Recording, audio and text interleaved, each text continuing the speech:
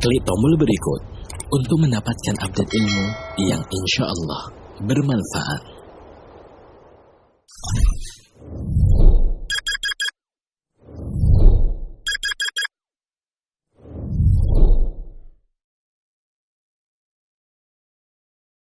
Perkenalkan, kembali Ana Dery Abu Usman selaku moderator akan memandu jalannya acara kajian pada siang hari ini. Kajian online ini diselenggarakan oleh Majelis Taklim dari Al-Khanzah Cilandak dan juga Majelis Taklim Safia. Dan tema yang diangkat dalam kajian ini adalah melanjutkan tema kita di bulan lalu, yaitu serial Rukun Islam. Yang kedua yaitu adalah mendirikan sholat. Kemarin kita sudah membahas mengenai rukun-rukun syahadat. Sekarang kita akan melanjutkan ke rukun Islam yang selanjutnya, yaitu mendirikan sholat. Yang insya Allah akan kita dengarkan bersama. Izinkan Anda untuk bisa menyampaikan beberapa peraturan selama mengikuti kajian. Yang pertama, jamaah dilarang untuk menyalakan mikrofon atau berbicara kecuali diizinkan oleh panitia. Terkhusus untuk ikhwan, disarankan untuk bisa mengaktifkan fitur video sebagai bentuk adab terhadap ustadz. Kepada akhwat, kami mohon untuk tidak mengaktifkan fitur video. Kami pun juga menghimbau kepada seluruh jemaah untuk bisa mencatat faedah ilmu yang disampaikan oleh Ustadz. Kemudian apabila ada pertanyaan, silakan gunakan fitur chat, ketik nama antum, lalu ketik pertanyaannya. Kalau bisa dikirim secara private ke co-host ya. Co-hostnya ini ada yang namanya Al-Khanzah semua, jadi tinggal dicantumkan saja. Atau ke Ahzaki Ramadan. Dan kemudian pertanyaan hanya akan dibacakan melalui chat di aplikasi Zoom dan via kolom komentar YouTube MT Al-Khanzah. Kami juga membuka kesempatan bagi antum dan antuna yang ingin berdonasi untuk operasional dakwah dapat ditransfer ke nomor rekening 7144 387 688. Sekali lagi 7144 387 688. Bank Syariah Indonesia atas nama Dias Ratnasari.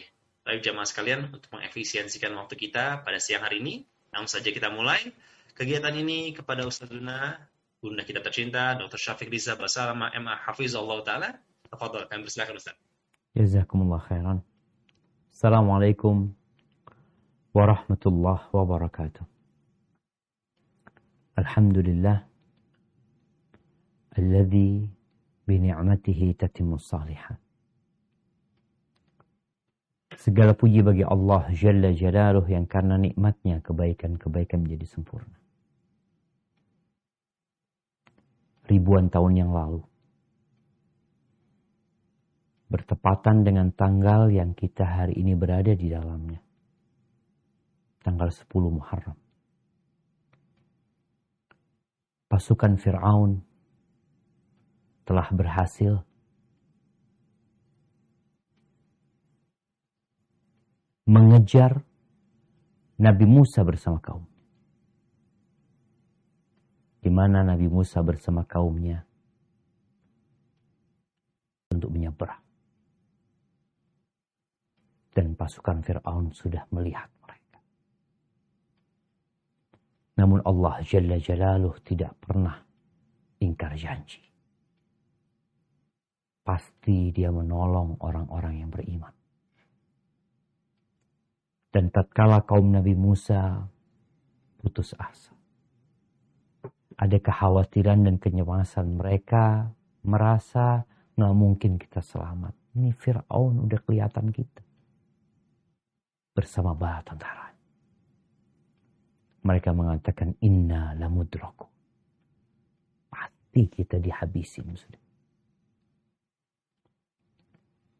Tapi Nabi Musa dengan keimanannya dan keyakinannya kepada Sang Pencipta yang Maha Kuasa atas segala sesuatu, beliau mengatakan kalla inna ma'iya rabbi sayahdi.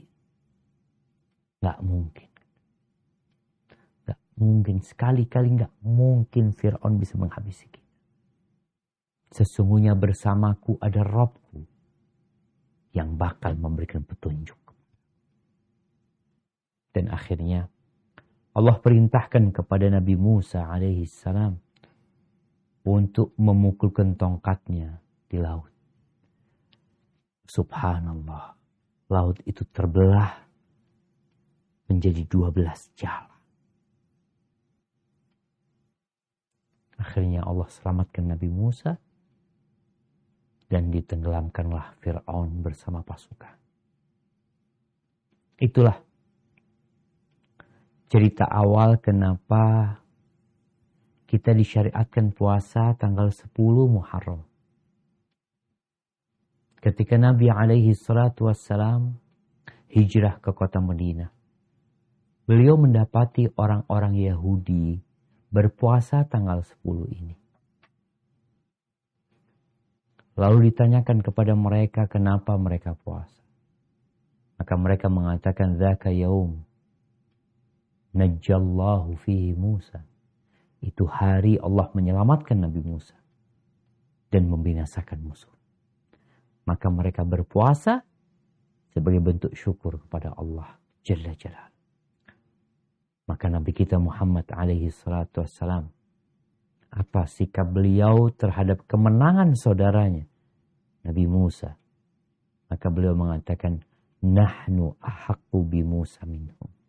Kita yang lebih pantas dengan Nabi Musa daripada mereka.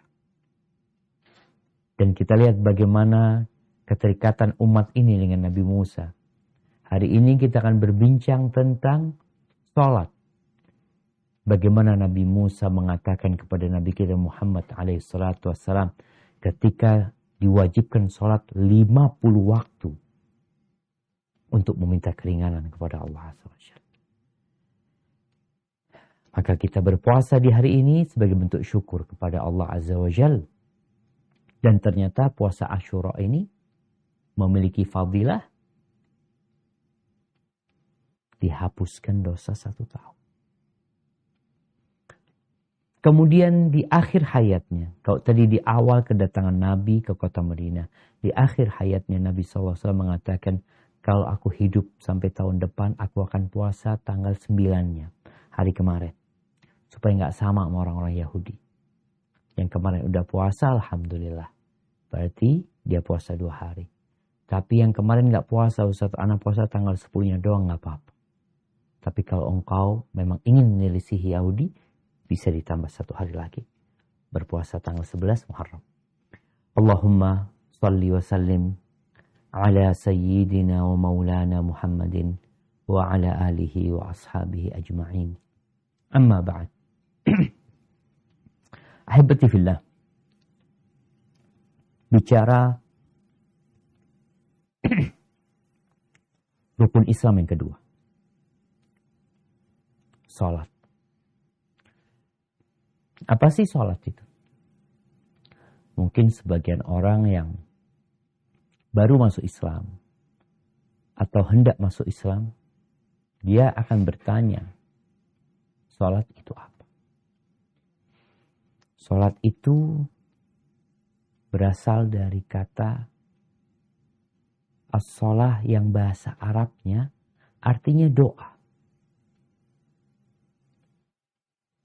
Jadi sholat itu artinya doa. Akan tetapi secara istilah, yang disebut sholat itu sebuah ibadah yang dimulai dengan takbir dan diakhiri dengan salam. Mencakup di dalamnya ucapan-ucapan, gerakan-gerakan yang khusus. Dimulai dengan Allahu Akbar dan ditutup dengan salam. Itu salat. Dan kalau kita lihat ibadah salat ini ibadah yang sangat penting. Sejak sebelum Nabi kita Muhammad alaihi salatu wasallam, nabi-nabi itu udah diperintahkan untuk sholat. Bagaimana doanya Nabi Ibrahim ya. Beliau mengatakan, Rabbi ja'alni muqimas salati wa min dzurriyyati. Ya Allah, jadikan aku orang yang mendirikan sholat dan dari anak keturunanku. Masya Allah. Dan Allah kabulkan doanya Nabi Ibrahim. Bagaimana Nabi Ismail adalah orang yang suka mendirikan sholat dan menyuruh orang untuk mendirikan sholat. Wa kana ya'muru ahlahu bis shalah. Nabi Ismail itu senantiasa menyuruh keluarganya untuk sholat. Nabi Musa alaihi salam, subhanallah. Bagaimana di surat Thaha ayat 14. Apa kata Allah Azza wa Jal kepada Nabi Musa AS? Nah, surat Thaha ayat 14. Apa? A'udzu billahi minasyaitonir rajim. Innani ana Allah la ilaha illa ana fa'budni wa aqimis salata li dzikri. Sesungguhnya aku ini adalah Allah. Tidak ada ilah yang hak selain aku, maka sembahlah aku dan dirikanlah salat untuk mengingat aku. Subhanallah, kita lihat.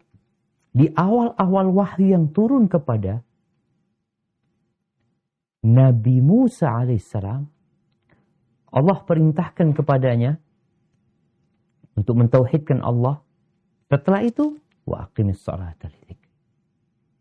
Dirikan salat untuk mengingatku. Sedangkan Nabi kita Muhammad alaihi salatu wassalam sebenarnya sudah melaksanakan salat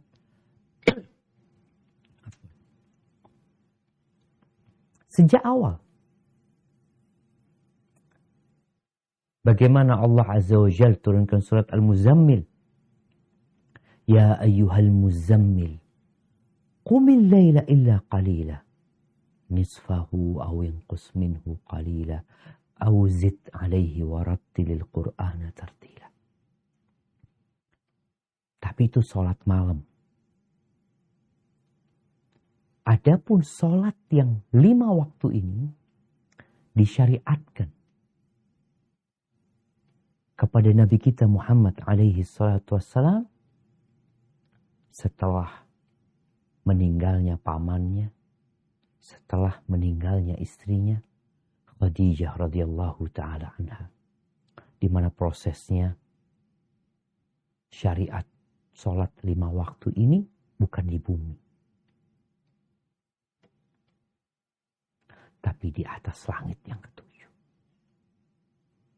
Supaya kita tahu sholat ini nggak main-main.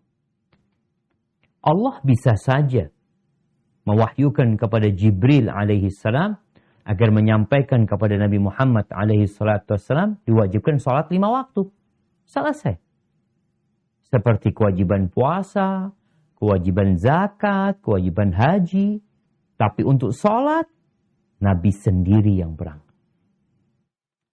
Jibril hanya mendampingi.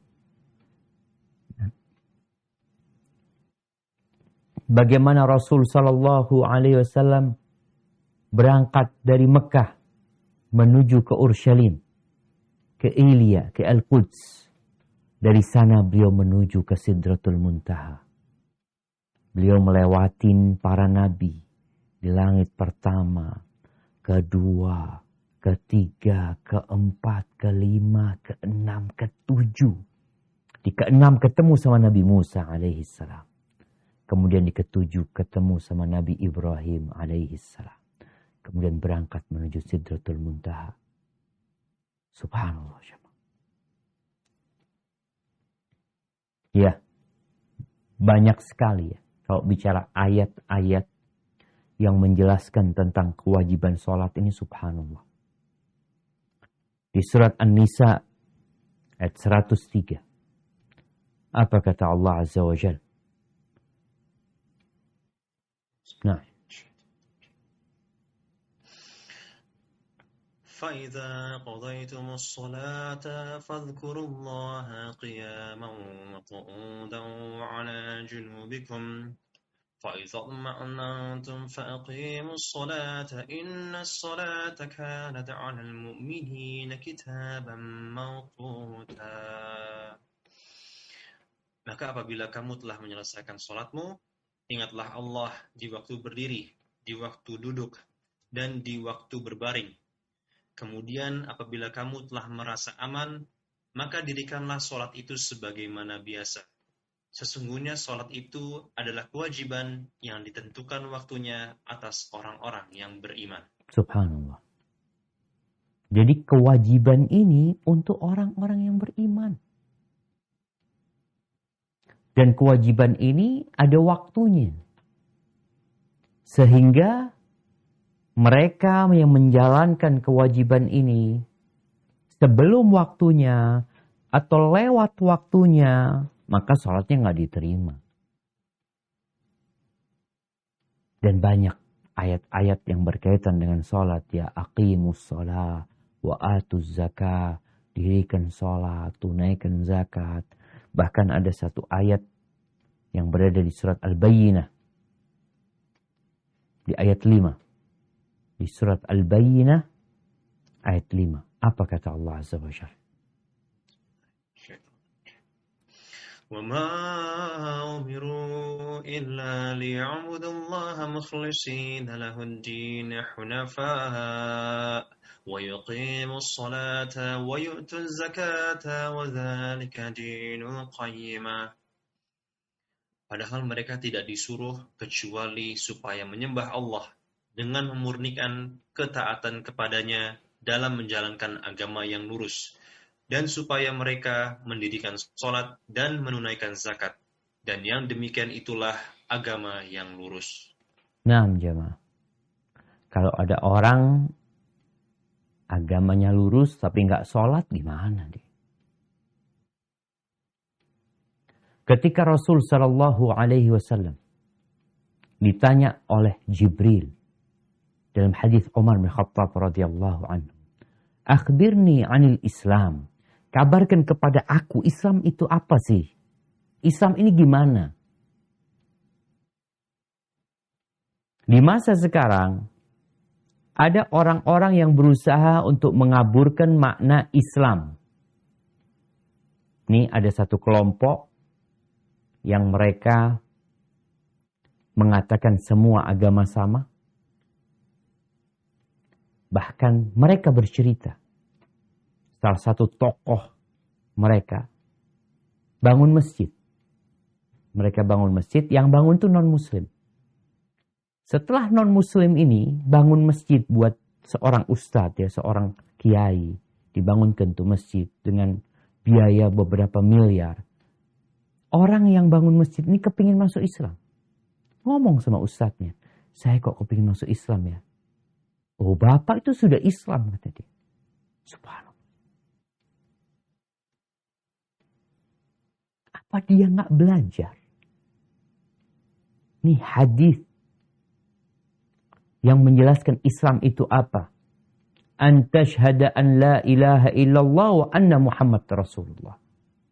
Yang pertama, bersyahadaten. Itu baru masuk Islam.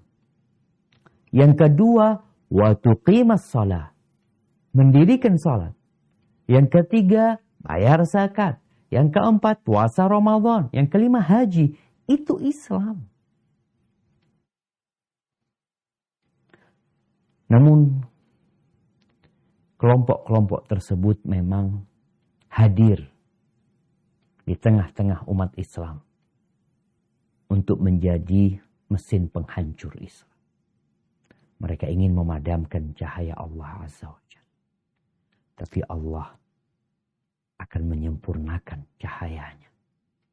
Walaupun orang-orang musyrik tidak menyukai hal itu. Ketika Rasul Sallallahu Alaihi Wasallam mengutus Mu'adz bin Jabal ke Yaman. Apa kata Nabi kepada Mu'adz bin Jabal radhiyallahu anhu? Ya Mu'adz, innaka ta'ti qauman ahla kitab. Mu'adz, yang kau datang ini ahlul kitab. Yang kau datang ini orang-orang Nasoro. Yang didatangi sama Mu'adz. Atau orang-orang Yahudi. Terus gimana? Apa dibiarkan mereka karena berpandangan semua agama sama? Tidak. Didakwain nih orang. Kata Nabi SAW, ud'uhum ila syahadati an la ilaha illallah wa anna Muhammadar Rasulullah. Engkau dakwain mereka, engkau ajak mereka untuk mengucapkan 2 kalimat syahadat. Untuk mengakui bahwa la ilaha illallah. Bahwa Allah itu esa. Tidak ada yang berhak disembah kecuali Allah. Dan mengakui bahwa Muhammad adalah utusan Allah sallallahu alaihi wasallam. Fa inhum ata'uka lidzalik. Kalau mereka taat kepadamu, menerima untuk mengucapkan 2 kalimat syahadat ini, fa'alimhum. Kasih tahu mereka. Kasih tahu apa? Rukun Islam yang kedua. Annallaha iftarada alaihim 5 salawatin fi kulli yawmin wa laylah. Sampaikan kepada mereka bahwa Allah mewajibkan atas mereka salat 5 waktu fi kulli yawmin wa laylah, dalam sehari dan semalam. Rawahul Bukhari wa Muslim. Jadi ini kewajiban. Orang Islam tuh ya harus sholat. Sholat itu gimana? Ya sholat. Yang kita akan bicarakan nanti. Tadi sholat itu dimulai dengan takbir, ditutup dengan salam. Karena ada lagi kelompok-kelompok nih yang menyimpang dari ajaran Islam. Dia itu udah gak sholat. Tapi dia merasa sholat. Bapak gak sholat. Oh, sudah. Kenapa? Kan tujuannya sholat mengingat Allah. Tadi Allah berfirman kepada Nabi Musa, wa aqimis sholata li dzikri. Dirikan sholat untuk mengingatku. Saya sudah ingat Allah. Jadi udah cukup. Yang penting itu esensinya. Nggak sholat di akhir. Subhanallah jemaah. Ahibati fillah. Seluruh umat Islam bersepakat atas kewajiban sholat 5 waktu. Kedudukan sholat ini sangat agung sekali. Sholat itu tiangnya agama. Di dalam hadis yang diriwayatkan oleh Imam Tirmidzi, Rasulullah sallallahu alaihi wasallam mengatakan, "Ra'sul amri al-Islam. Wa amuduhu as-salah wa dhirwatu sanamihi al-jihad." Pusat urusan ini adalah Islam. Islam itu kepalanya. Tiangnya Islam ini apa? As-salah. Jadi amud itu bisa jadi kalau bicara onta itu tulang punggungnya. Itu tuh salat. Wazir watu sanami. Dan puncak punuknya itu yang tertinggi adalah jihad. Gimana kalau onta nggak punya tulang punggung? Mati dia. Bagaimana kalau ada seorang muslim yang nggak sholat? Yang kelak akan dihisap. Ini penting sekali jemaah ya. Menjelaskan kedudukan sholat ini. Karena di masyarakat kadangkala ada pandangan fulan Masya Allah baik. Fulan ini orangnya akhlaknya bagus ya. Dia menghormati orang tua, berbakti sama orang tuanya, sama tetangganya baik banget. Tapi dia nggak sholat, berarti nggak baik. Kalau nggak sholat, nggak baik dia. Yang pertama akan dihisap kelak pada hari kiamat. Awwalu ma yuhasabu bihil abdu yaumal qiyamah as-salah. Yang pertama dihisap pada hari kiamat itu sholatnya. Bukan sodakohnya. Bukan karena dia suka membantu orang lain. Sholatnya dulu dihisap. Fa in salahat fa in saluhat saluha sairu amali. Kalau sholatnya benar, maka insya Allah yang lainnya benar. Tapi kalau sholatnya kurang, sholatnya bolong-bolong, maka yang lainnya ikut rusak. Dalam riwayat lain dikatakan, fa in salahat faqad aflah. Kalau benar sholatnya, insya Allah dia orang benar, saudara. Jadi kalau orang sholatnya benar, insya Allah yang lainnya jadi benar. Bagaimana inna sholata tanha anil fahsya wal munkar. Sholat itu mencegah dari perbuatan keji dan munkar, subhanallah. Dan yang terakhir hilang. Itu sholat. dari urusan agama ini. Nabi SAW menyebutkan bahwasanya awal ma tafqiduna min dinikum al-amanah. Yang pertama hilang dari agama kalian itu adalah amanat. Wa akhiruhu shalah.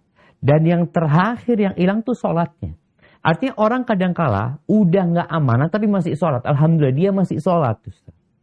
Ya alhamdulillah. Karena ini yang terakhir. Kalau sholatnya hilang udah selesai. Jadi kalau ada orang baik tapi nggak sholat, maka kebaikan dia itu sebenarnya diragukan. Kenapa? Boleh jadi kebaikan dia hanya pencitraan. Sama Allah dia nggak baik. Sama yang menciptakan dia. Dia suka bantu orang lain. Sholat yang cuma 5 waktu dia nggak kerjain. Dia tepat janji, Masya Allah. Gimana sih engkau? Engkau menepati janji sama manusia. Bahkan engkau nggak pernah telat dalam pekerjaan. Bagus pekerjaannya. Tapi urusan sama Allah yang memberikan kehidupan kepada kita, telat-telat, kadang-kala nggak sholat. Dan merasa orang baik. Wasiat Nabi yang terakhir. Ketika Rasulullah SAW hendak meninggal dunia. Beliau mengatakan, As-salah, as-salah, wa ma malakat aimanukum. Beliau mengatakan sholatnya dijaga, kata Nabi SAW. Ini pesan Nabi. Dan jaga juga budak-budak kalian. Ahibati fillah. Nah, di surat Maryam, ayat 59. Coba dilihat. Surat Maryam, ayat 59. Bagaimana Allah Jalla Jalaluh menceritakan generasi yang buruk. Seperti apa generasi yang buruk itu? Nah, di surat Maryam, ayat 59.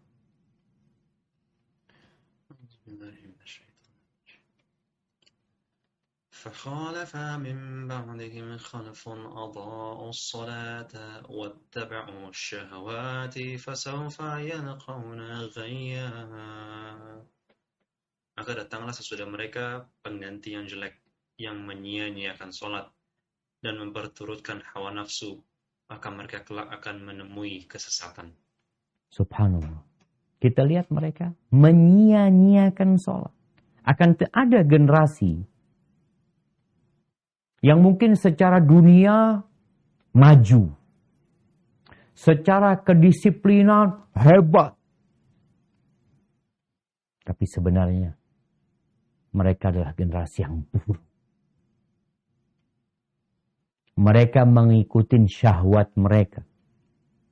Jadi kedisiplinan mereka karena syahwat. Dedikasi kerja yang bagus karena syahwat. Bukan karena dia orang baik, karena dia mengikuti syahwatnya. Buktinya sholatnya dia sia-siakan. Untuk rapat, rapat nomor 1 dia. Pekerjaan, Masya Allah, jam 7, sebelum jam 7 udah ngantor. Ketika waktu istirahat. Biasanya pekerjaan tuh ada waktu istirahat, waktu zuhur. Coba lihat. Kemana dia pergi? Ke kantin atau ke masjid? Kalau bicara ke kantin, urusan perut. Wattaba'us syahwat. Ngikutin syahwatnya. Dia kerjanya bagus, ngikutin syahwatnya. Karena dia ingin disebut orang yang bagus, kepingin fulus, kepingin gaji, bahas syahwat. Tapi urusan ibadah, dia sepelekan. Ahibati fillah. Cukup menunjukkan pentingnya sholat ini. Di mana disyariatkan di langit sana. Rasulullah Sallallahu Alaihi Wasallam menjadikan sholat ini sebagai penghubung dengan Allah Azza wa Jalla. Beliau kalau sedang ditimpa masalah, kemana beliau lari? Kita ini orang-orang kena masalah berangkat ke kafe. Punya masalah nyabu. Kesulitan ekonomi ini itu. Kemana dia lari? Ke syahwatnya lagi. Nggak bakalan dia dapat solusi di sana. Sedangkan Rasul sallallahu alaihi wasallam kata Aisyah radhiyallahu taala anha, "Idza hazabahu amrun fazi'a ila shalah." Kalau beliau lagi ditimpa satu permasalahan, beliau larikan ke salat. Wasta'inu bis sabri was shalah. Nih di tengah-tengah PPKM, di tengah-tengah pandemi yang belum berakhir nih. Orang berpikir gimana kita, sebagian katanya pasang bendera putih. Mengibarkan bendera putih. Engkau kibarkan bendera putih itu kepada Allah. Engkau hamparkan saja. Itu bendera jadikan sejadah. Wow. Minta sama. Iya, kita punya masalah. Betul. Kita harus selesaikan secara duniawi. Kita ikutin sebabnya. Tapi ada jalur langit yang kadang-kala kita lupakan.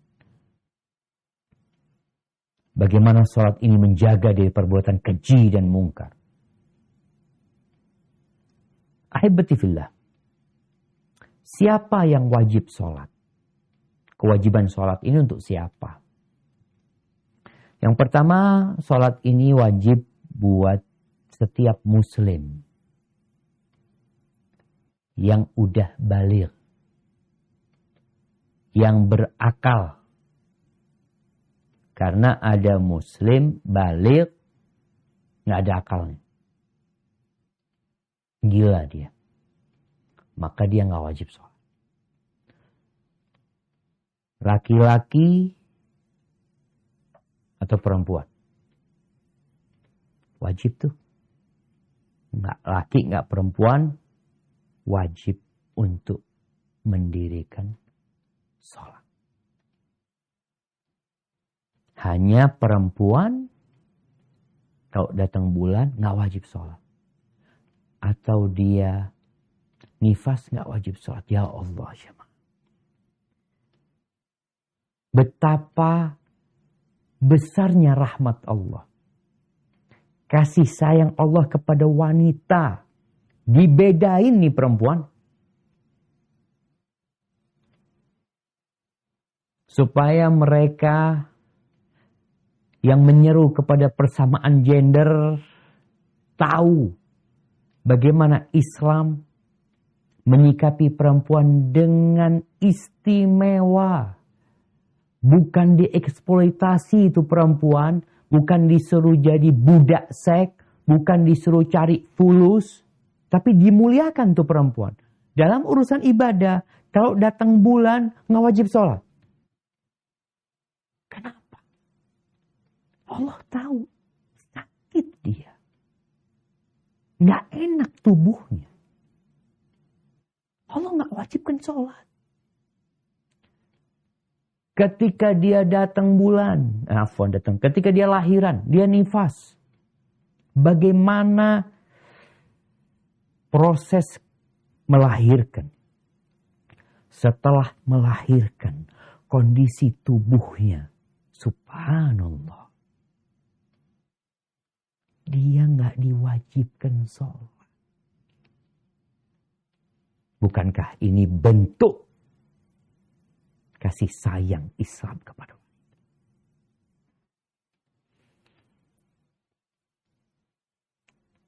Anak yang belum baligh nggak wajib sholat. Akan tetapi bagi orang tuanya, bagi walinya, kalau anak itu sudah umur 7 tahun, wajib bagi orang tuanya ngajarin anaknya sholat. Diperintahkan sholat. Karena kewajiban sholat ini adalah kewajiban yang sehari 5 kali, maka diperlukan pembiasaan. Jadi orang-orang tuh yang bekerja dari pagi jam 7 sampai jam 4 sore, kok nggak capek ya dia ya? kuli-kuli bangunan, para pekerja keras yang bekerja di bawah terik matahari, kok nggak capek dia ya? Pas adzan nggak sholat. Kenapa? Kadangkala memang tidak dibiasakan dia sholat. Kalau dia ditanya, apa hukumnya sholat? Rukun Islam. Wajib. Kenapa Bapak nggak sholat? Dia itu belum dapat hidayah. Ahibatifillah. Disinilah orang tua dalam rangka mendidik anaknya menjadi sosok hamba yang bertakwa kepada Allah yang kelak bakal menjadi manfaat buat negerinya. Sholatnya dijaga, diajarin. Umur 7 tahun sudah diajak tuh sholat. 7 tahun di Indonesia anak-anak diapain? Udah wajib sekolah umur 7 tahun. Islam sudah dikasih perintah. Jadi ada orang tua yang masalah pendidikan dunia anaknya peduli banget. Tapi urusan sholat masih kecil Pak Ustadz. Urusan sekolah udah gede. Urusan sholat masih kecil. Makanya nanti gede nggak sholat. Karena ketika dia kecil tidak dibiasakan sholat. Wadribuhum 'alaiha wa hum abna'u 'ashrin. Suruh pukul. Anak tuh umur 10 tahun nggak sholat, suruh pukul. Tapi biasanya kalau sudah 3 tahun proses diajarin sholat, insya Allah dia udah sholat ya. Kadang-kala dia lupa, kadang-kala main ya. Masya Allah kita dulu waktu kecil, subhanallah ya. Untuk nyuruh anak sholat ini, karena dia masih kecil ya, jangan terlalu ada penyakit perfeksionis. Ya. Oh harus ini, harus itu. Udah, yang penting tuh anak sholat. Mungkin pakaiannya dia ada lumpurnya ya. Karena dia sebentar lagi mau main lagi gitu. Tapi kalau dia disuruh mandi, ganti baju, aduh sudah gak main lagi. Akhirnya dia malas sholat. Tapi biarin udah ayo ambil wudhu, sholat. Habis sholat main lagi, fadhal. Adzan asar, ayo berangkat sholat. Ini bentuk bagaimana kita membiasakan dulu sholat sama dia. Mungkin dia wudhunya belum benar. Karena memang dia belum wajib sholat. Orang tuanya yang sedang dalam masa mendidik anak itu supaya terbiasa untuk sholat. Bagaimana Ustadz hukum orang yang meninggalkan sholat? Barang siapa yang meninggalkan sholat karena meyakini sholat itu nggak wajib. Nah, padahal dia orang yang hidup di tengah-tengah umat Islam. Dia menolak kewajiban sholat, maka dia kafir, murtad, biijma'il ummah. Secara sepakat semua umat kalau dia menolak kewajiban sholat. Dan dia tahu sebenarnya sholat itu wajib, tapi dia menolak. Gitu. Kalau ada orang yang nggak tahu kalau sholat itu wajib, maka dia enggak, sholat nggak wajib, wajib loh. Maka orang ini kasih tahu, kasih penjelasan. Adapun bagaimana hukum orang yang yakin sholat itu wajib, tapi dengan sengaja dia meninggalkan, padahal dia mampu sholat. Kenapa dia meninggalkan? Karena malas, karena meremehkan sholat. Maka orang yang seperti ini hukumnya apa? Ada khilaf di antara para ulama tentang orang yang meninggalkan sholat karena malas.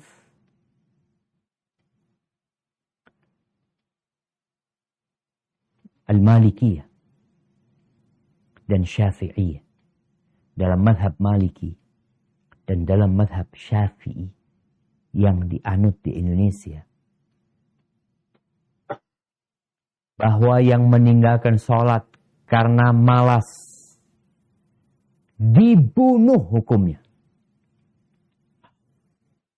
Nah, Tapi dibunuhnya sebagai sanksi, bukan karena dia murtad. Yuqtalu haddan. Jadi sanksinya orang yang nggak mau sholat itu dibunuh. Setelah mati, ya dihukumin Islam. Artinya dia dimandikan, disolatin, dikuburkan bersama umat Islam. Dalam mazhab ini tidak dianggap kafir. Dalam mazhab Hambali, yang meninggalkan sholat karena malas, maka dia dipanggil, didakwain, disampaikan kepada dia, kalau kamu sholat, alhamdulillah, nggak sholat kita akan bunuh engkau. Terus dia nggak sholat, maka dibunuh. Tapi nggak langsung dibunuh, ada proses. Dia dipenjara selama 3 hari. Setiap waktu sholat, diajak sholat. Fulan, sholat subuh. Nggak sholat. Nggak. Zuhur suruh sholat, nggak mau sholat. Asar, setiap masuk waktu sholat, nih orang diajak sholat. Kalau selama 3 hari dia tetap tidak mau sholat, maka dia dibunuh. Sebagian berpendapat dibunuh sebagai orang yang sudah keluar dari Islam. Sehingga dia tidak dimandikan. Dia tidak disolatin. Kok kita disuruh nyolatin orang yang gak sholat? Dia sendiri gak pernah nyolat buat dirinya sendiri. Dia mati kita suruh nyolatin dia.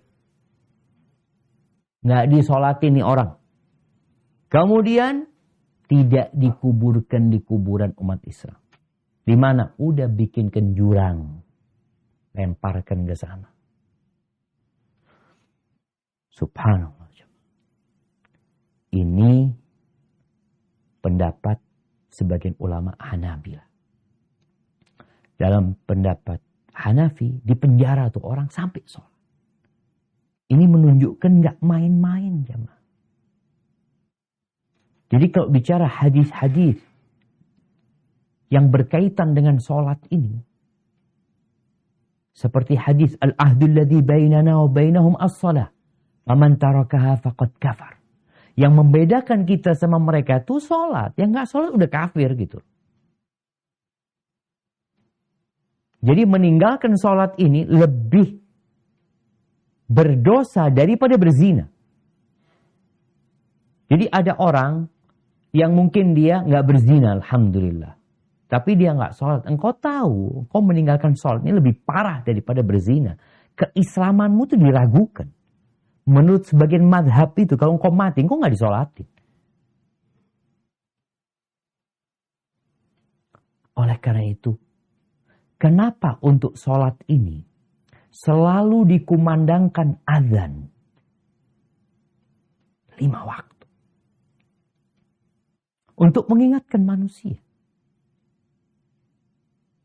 Hayya 'alas shalah. Hayya 'alas shalah. Nanti dipanggil lagi. Dan kalau bicara hikmah jemaah jangan ditanya. Begitu besarnya hikmah orang yang sholat. Sholat ini kebutuhan kita. Kalau nggak diwajibkan, kita tuh butuh sama sholat.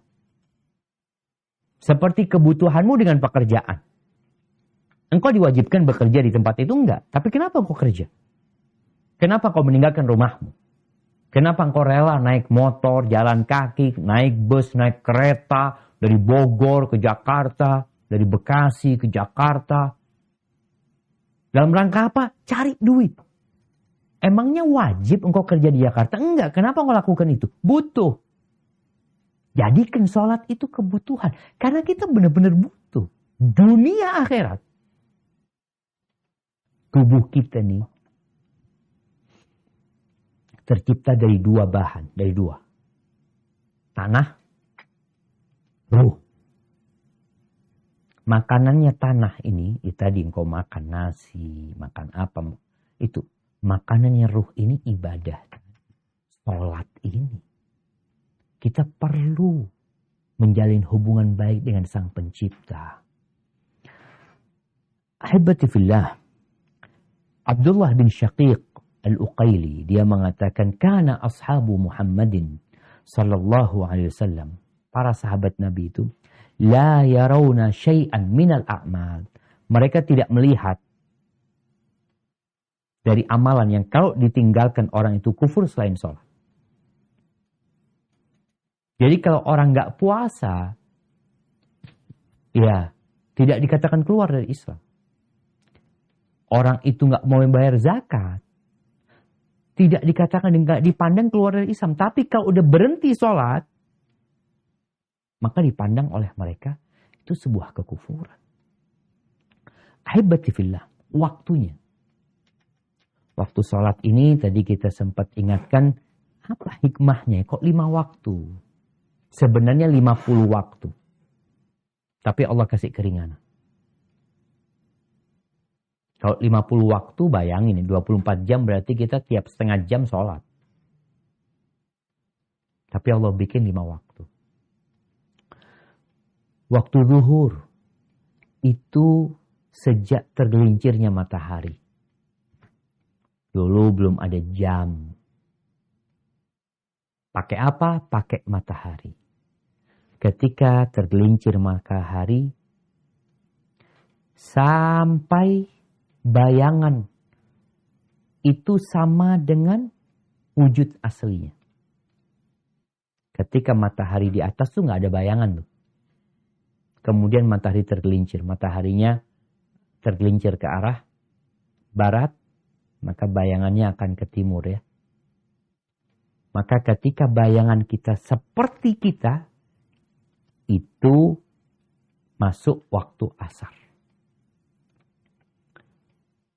Kemudian waktu asar itu ada yang berpendapat sampai bayangan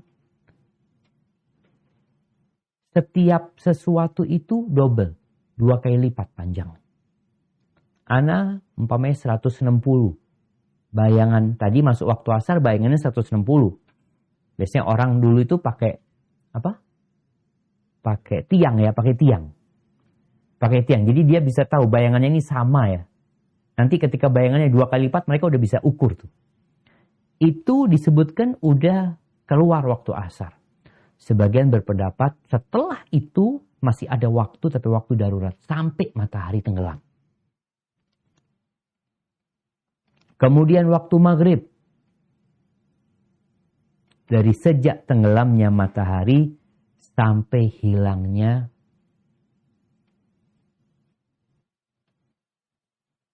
mega-mega merah. Sampai hilangnya mega-mega merah itu waktu masuk waktu Isya. Setelah itu waktu Isya sampai tengah malam. Sampai tengah malam waktu Isya itu. Setelah itu waktu darurat. Ada yang berpendapat sampai waktu subuh ya, itu waktu darurat. Nabi SAW ingin mengakhirkan waktu ini ke tengah malam. Karena memang berdasarkan hadis Jibril alaihissalam datang kepada Nabi SAW mengajarkan kepadanya waktu sholat, salah satunya semua waktu. Kemudian ketika waktu Isya, beliau sholat di awal waktu, kemudian sholat di tengah malam. Lalu beliau mengatakan Jibril alaihissalam, waktu sholat itu di antara 2 waktu yang sudah dijelaskan itu. Waktu subuh. Kapan? Sejak munculnya fajar shadiq sampai terbitnya matahari. Kalau kita lihat 5 waktu ini untuk menjaga hamba agar senantiasa dalam penjagaan Allah Azza wa Jalla. Ketika bangun tidur, sebelum memulai kehidupan, dia perlu bermunajat sama Allah. Dia minta sama Allah. Dia sholat subuh. Sebagai bentuk syukur juga karena masih hidup. Kemudian nanti ketika beraktivitas, sudah kerja, masuk waktu zuhur. Agar kau ingat sama Allah. Apa nggak cukup waktu untuk cari dunia, cari fulus dari matahari terbit sampai masuk waktu zuhur. Lama lu cari duitnya. Orang yang kerja di toko ya, yang kerja di pasar, mungkin yang kerja bangunan. Engkau memang istirahat, perlu istirahat. Nah istirahatnya itu untuk jiwamu juga istirahat. Sholat. Nanti ada waktu asar. Ketika orang biasanya mulai pulang kerja, nanti sampai rumah, ada waktu maghrib. Ketika siang hari selesai engkau masuk ke malam hari, engkau perlu bimbingan Allah dan penjagaannya. Sholat. Nanti isya sebelum engkau hendak tidur. Ini yang wajib. Kalau bicara sholat sunnah, insya Allah pada pertemuan yang akan datang, mungkin kita akan bicara tentang sholat sunnah. Kita bicara yang wajib dulu. Adapun rokaatnya, alhamdulillah. Semua udah tahu. Yang pertama, sholat duhur 4 rokaat. Sholat asar 4 rokaat. Boleh dijamak ketika ada kondisi. Dan boleh dikosor ketika musafir. Jadi 2-2, yang 4 ini.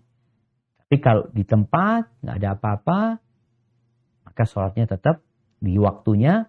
Dan 4 rakaat. Duhur 4 rakaat. Asar 4 rakaat. Maghrib 3 rakaat. Isya 4 rakaat. Subuh 2 rakaat.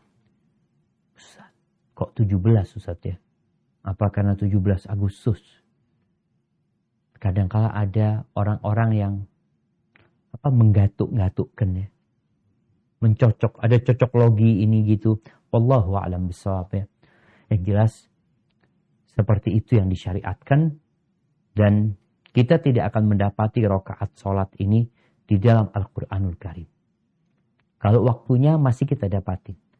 Tapi kalau rakaatnya nggak ada. Oleh karena itu, orang-orang yang mengatakan dirinya pengikut Al-Quranul Karim, kita nggak mau terima hadis Nabi. Karena ada hadis yang dhaif, ada yang palsu. Tapi ada yang sahih. Dia nggak mau terima semua. Terus gimana engkau sholat? Maka dia nggak akan bisa sholat. Perincian sholat ini adanya dalam praktek Nabi SAW dan sabda Rasulullah SAW. Adapun kalau bicara rukun sholat ya, yang pertama berdiri. Kalau mampu, wajib orang sholat berdiri. Ini mengingatkan, kadang-kala kita musafir dan kita bisa sholat berdiri. Di mobil umpamanya. Bisa berdiri ya sholat berdiri. Ini rukun. Macet Ustaz. Akhirnya anak sholat di mobil. Tuh, bisa berdiri nggak? Nggak bisa Ustaz. Ya duduk. Tapi kalau anak bisa turun Ustaz. Karena macet nggak gerak bisa turun. Ya turun.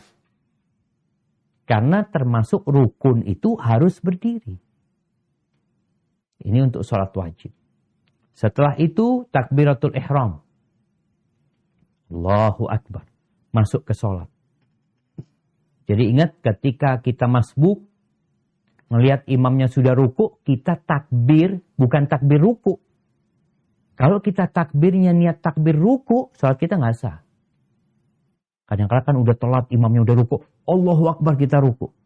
Takbirnya itu harus takbiratul ihram. Allahu Akbar, kemudian ruku, silakan.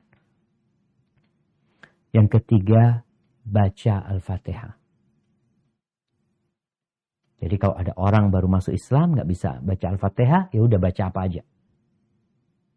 Diajarin baca subhanallah, walhamdulillah, wa la ilaha illallah, Allahu Akbar. Tapi kalau dia sudah bisa diajarin baca Al-Fatihah karena ini rukun. Kemudian yang keempat ruku. Yang kelima bangkit dari ruku, i'tidal. Yang keenam sujud. Yang ketujuh duduk di antara 2 sujud. Yang kedelapan tasyahud akhir. Tasyahud pertama itu masuk wajib sholat. Tapi kalau tasyahud akhir, itu termasuk rukun. Kemudian duduk ketika tasyahud. Lalu tumak nina dalam semua rukun ini. Jadi bukan sekedar gerakan doang. Ana udah sholat.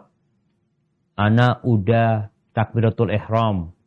Ana udah baca Al-Fatihah. Habis Fatihah, ana langsung ruku. Ruku, ana langsung berdiri. Dari berdiri, ana langsung sujud. Di setiap rukun itu perlu adanya tumak nina. Tumak nina itu tenang ya. Baca tuh bacaannya. Kemudian tertib. Yang terakhir, yang masuk rukun adalah salam. Kadang-kala anak kecil tuh, imamnya salam, dia berdiri langsung bangkit meninggalkan tempat tersebut. Adapun yang termasuk wajib sholat, ya, wajib sholat itu semua takbir pergantian. Jadi dari ruku ke sujud, dari berdiri ke ruku, dari ruku berdiri nanti i'tidal berdiri ke sujud, itu ada takbir. Takbir perpindahan ini tidak termasuk rukun, tapi masuk wajib. Kemudian bacaan sami Allahu liman hamidah. Imam wajib membaca. Dan orang sholat sendiri wajib baca. Tapi kalau dia makmum bacaannya Rabbana walakal hamd. Kemudian ini bacaan Rabbana walakal hamd. Kemudian yang selanjutnya bacaan Subhana Rabbiyal Azim. Membaca Subhana Rabbiyal Azim. Bukan rukun. Apa bedanya rukun sama wajib, Ustaz? Kalau rukun ditinggalkan sengaja atau lupa, nggak sah. Itu kalau bicara rukun. Tapi kalau wajib ditinggalkan karena lupa, orang kadang-kala sujud dia nggak baca apa-apa ya, dia mikir ini itu macam-macam. Maka sholatnya tetap sah. Tapi dia meninggalkan yang wajib. Kemudian bacaan Subhana Rabbiyal A'la ketika sujud, ya, Subhana Rabbiyal Azim ketika ruku. Kemudian bacaan Rabbighfirli atau doa di antara dua sujud, ya. Kemudian tasyahud awal. Membaca tahiyyatu lillah wassalatu at-tayyibatu. Kemudian assalamu alaika ayuhan nabiyyu wa rahmatullahi wabarakatuh. Itu tasyahud awal. Itu termasuk wajib. Dan duduk untuk tasyahud awal itu wajib. Orang kalau meninggalkan wajib ini, maka dia menyempurnakannya dengan sujud sahwi. Namun kalau meninggalkan wajib itu dengan sengaja, bisa batal.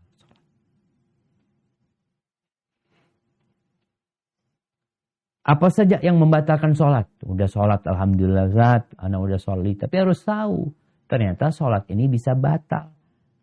Yang pertama adalah makan minum dengan sengaja. Orang makan minum dengan sengaja.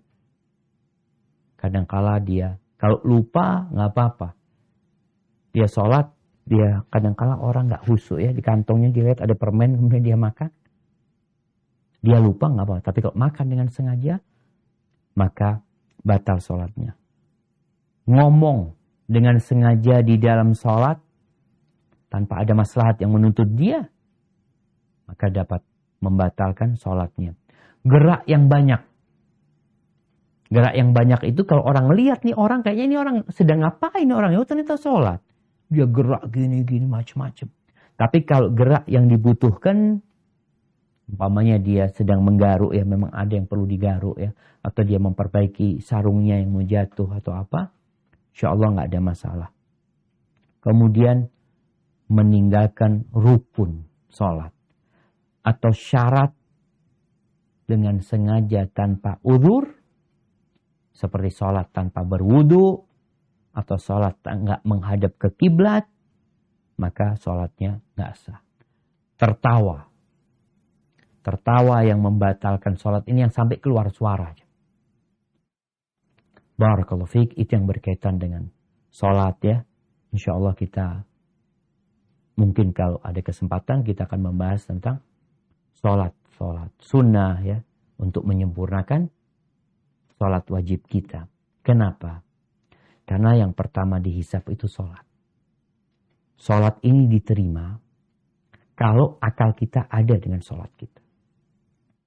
Sedangkan manusia untuk mencapai khusyuk ini perlu perjuangan. Terkadang dia sholat duhur. Mungkin hanya mendapatkan pahala 1/10. Sholat 4 rakaat. Dia nggak dapat 4 rakaat. 1/10. Kenapa? Ketika ruku dia nggak sedang sholat. Pikirannya sedang di mana-mana. Ada yang dapat setengahnya doang. Dari 4 rakaat dia cuma dapat pahalanya 2 rakaat doang.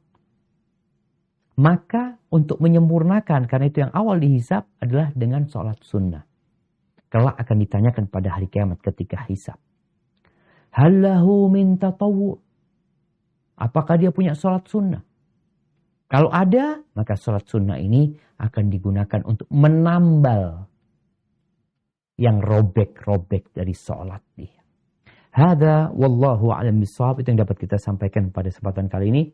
Kurang lebihnya mohon maaf. Mungkin kita masuk ke sesi tanya jawab. Barakallahu fiik. Anda kembalikan ke moderator. Jazakallahu khair. Barakallahu Ustaz, Masya Allah. Begitu banyak sekali nih faedah-faedah yang kita dapatkan di kajian di siang hari ini. Dan Alhamdulillah sudah banyak sekali pertanyaan yang masuk. Anda akan coba bacakan dulu Ustaz ya. Semoga bisa mengcover semua pertanyaan-pertanyaan dari para jemaah. Baik Ustadz, yang pertama, Ustadz izin bertanya. Semoga Allah selalu menjaga Ustadz dan juga seluruh kaum muslimin. Ustadz, karena pandemi ini, Ana terpapar COVID dan sebelum terpapar COVID, Ana masih sholat berjamaah di masjid. Namun ketika terpapar COVID, Ana qadarullah harus sholat di rumah. Dan Alhamdulillah Allah menyehatkan Ana, menyembuhkan Ana dari COVID ini. Namun ketika kembali bertemu dengan keluarga, istri Ana meminta Ana untuk sholat di rumah lagi. Padahal sebelumnya Ana sholat di masjid. Nah, saat di rumah ini Ustadz, kadang Ana harus menunggu. Pas lagi azan, tiba-tiba istri lagi masak, atau istri sedang menyuapi anak. Dan mungkin baru bisa sholat setelah azan itu sekitar 20 menit hingga setengah jam dari waktu azan. Dan karena kita masih bisa mendengar iqomah dari masjid, kadang-kadang mungkin iqomah itu sudah duluan dibandingkan kita sholatnya. Bagaimana ya solusinya Ustadz kondisi seperti ini? Apakah kita harus benar-benar sholat di awal waktu, atau kita harus berjamaah dan menunggu kondisi-kondisi seperti istri kita tersebut Ustaz? Masya Allah.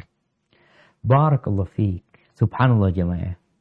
Kenapa perempuan itu tidak diharuskan sholat 5 waktu di masjid? Ya karena kasih sayang Allah kepada mereka. Tadi udah disebutin, dia harus masak, dia punya anak. Kalau perempuan harus ke masjid juga, Allahu Akbar. Kebanyakan wanita yang sholat di masjid itu biasanya yang sudah sepuh-sepuh. Yang udah gak punya tanggungan. Sholat subuhnya berangkat ke masjid, karena memang gak ada tanggungan dia. Tapi kalau dia punya tanggungan, dia punya anak, ngurusin ini, itu, berat bagi dia. Oleh karena itu dikasih keringanan, dia nggak disyaratkan ke masjid. Bahkan sholat perempuan di rumah lebih baik daripada dia ke masjid. Bagaimana dengan sholat penanya tadi? Kalau daerah antum sudah daerah hijau, daerah yang memang sudah melandai COVID-nya, dan masjid tempat antum sholat itu menjalankan protokol kesehatan, ana rasa antum kembali ke masjid. Tapi kalau memang kondisinya mengkhawatirkan, akhirnya antum sholat di rumah. Gimana caranya Ustaz? Sebenarnya sholat setengah jam setelah azan itu masih tepat waktu. Jadi waktu sholat itu ada yang muwassa, yang memang luas waktunya. Ini keringanan lagi. Bicara zuhur tadi waktunya dari sejak bayangan segala, dari sejak tergelincirnya matahari sampai bayangan itu sama dengan wujud aslinya. Berarti waktunya panjang. Bisa jadi waktunya 2,5 jam, 3 jam. Sehingga kalau antum sholat setelah azan itu 1 jam aja, masih tepat waktu gitu. Maka nggak masalah. Akan tetapi lebih utama kalau sholatnya di awal waktu. Apa yang harus dilakukan? Karena antum sholat di rumah. Antum sebagai pemimpin. Antum atur istri antum. Udah tahu, ingat waktu sholat jam sekian. Pokoknya azan semua kegiatan berhenti. Ngomong sama istri. Oh, gimana masak? Yaitu dijadwalin masak. Bagaimana ketika azan sudah selesai. Oh, bagaimana nyuapin anak? Dijadwalin. Semua itu bisa diatur gitu loh. Imma setelah azan, setelah sholat. Imma sebelum sholat. Karena jadwal sholat ini sesuatu yang sudah maklum. Jadi posisi antum sebagai pemimpin di rumah, maka ketika masuk waktu sholat, antum memang mau sholat di rumah, azan. Oh di masjid adzan, nggak apa-apa, antum adzan juga. Antum adzan. Supaya istri tahu suaminya udah siap nih mau sholat. Setelah adzan, sholat qobliyah, berdoa, setelah itu antum qomat. Istrinya siap, alhamdulillah, ada di belakang antum. Nggak siap ya antum sholat. Jadi perlu ada kedisiplinan. Tapi kalau memang tadi sholatnya itu 20 menit setelah itu, umpamanya setelah adzan 20 menit, ya udah ditoleransi istri. Baik, nggak ada masalah. Supaya ada waktu, kesempatan setelah adzan itu untuk ambil wudu, untuk sholat sunnah, setelah itu baru sholat. Jadi antum sebagai pemimpin bagaimana memanage waktu di rumah sehingga sholatnya itu tetap di awal waktu. Kemudian juga kalau sudah memang kondisinya normal, ya berangkat ke masjid lagi. Hadza wallahu a'lam bishawab. Selanjutnya, Ustadz izin tanya, kalau kita sudah niat untuk sholat tahajud, tapi suami menjelang tidur bilang mau sholatnya subuh aja, karena malamnya pulang kerja larut, dan minta saya tidak pasang alarm tahajud, Ustadz. Bagaimana, Ustadz? Dan itu bisa 1-2 hari berturut-turut karena tuntutan pekerjaan suami. Fadhal, Ustadz. Tunggu, itu suaminya yang nggak mau sholat tahajud? Apa istrinya juga nggak boleh sholat tahajud? Dia pengen sholat tahajud, tapi suaminya bilang sholatnya subuh aja. Takutnya kalau misalnya istrinya pasang alarm, suaminya kebangun. Gitu, nah, sahih. Baik. Kalau memang kondisinya seperti itu, ana rasa sholatnya sebelum tidur. Jadi kalau memang kondisi suaminya kecapean, ini itu, dia tetap mau melaksanakan yang wajib, nggak ada masalah. Istri sholatnya sebelum tidur. Jadi witirnya sebelum tidur. Kalau memang sudah diniatkan bangunnya subuh. Tapi kalau nanti sang istri bangun tanpa alarm, alarmnya dipasangkan pas adzan subuh. Tapi boleh jadi ada orang-orang yang terbiasa bangun, ketika dia bangun silahkan dia sholat tahajud tanpa sholat witir. Jadi mungkin disiasati seperti itu, dia sebelum tidur sudah sholat witir dulu, nanti kalau dia bangun tanpa alarm alhamdulillah, tapi kalau ternyata bangunnya sudah sesuai dengan alarm ketika adzan subuh, ya alhamdulillah dia sudah melaksanakan sholat witir sebelum tidur. Hadza wallahu a'lam bishawab. Ustaz, ada tanggapan juga dari pertanyaan yang sama. Jadi boleh nggak Ustaz setelah isya, setelah sholat isya, kemudian pada isya, kemudian dia tutup dengan 1 rakaat witir? Mungkin melanjutkan tadi Ustaz. Barakallahu fikum. Naam jamaah. Jadi witir ini waktunya setelah sholat isya. Baik dilaksanakan itu setelah isya langsung atau sebelum tidur. Tapi kalau dia punya niat mau sholat di akhir malam, maka Nabi SAW mengatakan ij'alu akhir salatikum al-witr. Jadikan akhir sholat kalian tuh witir gitu loh. Jadi usahakan kalau masih mau sholat lagi ya nanti witirnya gitu. Namun kalau dia dikatakan ya Ustaz, ana memang berat untuk bangun malam Ustaz, ana witirnya sebelum tidur, habis isya langsung, silakan. Mama habis isya dia sholat ba'diyah, setelah itu sholat witir, ada masalah. Barakallahu fikum. Dan sholat witirnya itu ini buat orang yang nggak malam hari. Dia kan masih seger. Maka witir itu boleh 9 rakaat. Atau dia mau sholatnya 11 rakaat. Seperti tarawih tuh. Dia sholatnya. Habis isya dia sholat 2. Nanti plus 3. Atau 21. Berarti 11 rakaat. Nggak apa-apa. Atau dia mau sholat 9 rakaat witirnya. Atau dia mau sholat 7 rakaat, 5 rakaat, 3 rakaat, atau 1 rakaat. Namun kadangkala kita nih, kalau ada yang paling minimal, maka yang kita kerjakan yang paling minimal. Tapi kalau urusan dunia, kita ingin yang maksimal. Barakallahu fiik. Nah. Semoga bisa menjawab. Jadi 1 rakaat boleh Ustaz ya? Insyaallah ya Ustaz. Baik. Ini dia. Ustaz, izin bertanya, bagaimana agar kita bisa fokus ketika sholat Ustaz? Dan apa hukumnya jika kita sholat sebelum masuk waktu azan atau sebelum waktunya waktu sholat? Tapi sudah sholat duluan. Karena mungkin kita tidak tahu bahwa itu sudah azan atau belum. Ketika kita sedang ada di suatu gedung Ustaz. Nah, mahibbati fillah.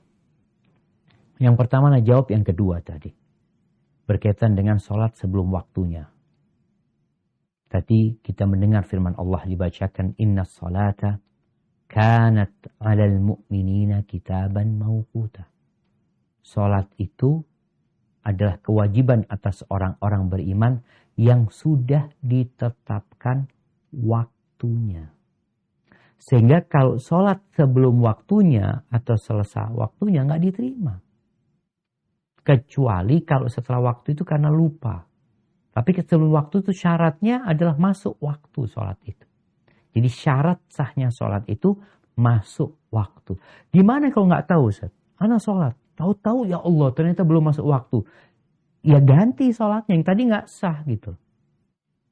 Dia harus menggantikan karena memang sholatnya tidak sah. Dilaksanakan sebelum waktunya. Bicara bagaimana kita untuk khusyuk, ya, konsentrasi sholat kita. Jadi ada faktor eksternal, ada faktor internal. Faktor eksternal itu yang di luar sholat ya. Dari sebelum sholat, kita wudhu itu udah benerin. Ketika wudhu baca bismillah, sempurnakan wudhunya.